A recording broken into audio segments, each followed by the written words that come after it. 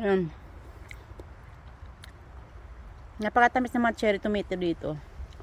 At saka maganda ito kasi wala siyang pataba. Natural talaga. Tsaka itong courgette. Oh, ayan. Diba?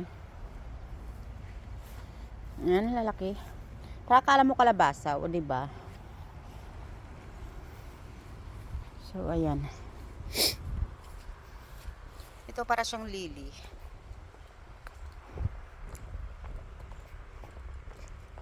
So, ayan dito malaki. Tapos, in-air blow ko ito dito, guys. Yung mga ano dito. Yan, kapag may mga dahon, in-air blow ko yan dyan. Lahat yan dyan. So, ayan. Diba?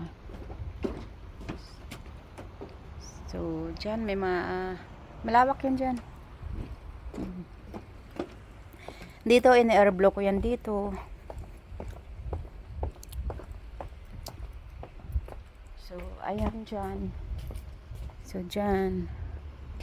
So, ayan. May gardener naman sila. Pero in-air blow ko lang yung mga mga dahon-dahon.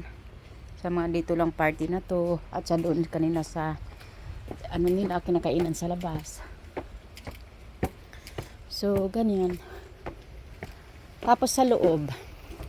Itong mga amo na to ay hindi naman sila masyadong makalat. Kaya kahit malaking bahay, hindi siya ganong minsan, mahirap linisin ang bahay na malinis.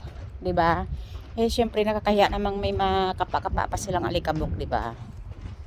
So, dusting na nga lang gagawin mo eh. O, 'di ba? So, ayan. May terrace yan dyan. Ayan. Yan, kwarto ng anak nila kasi. So, paglabas may terrace. Diba ang ganda? Maganda din yan dyan kung may swimming pool, diba? So, ayan yung magandang din. So, ayan dyan. Ayan. Nabasa ng tubig yung swimming pool.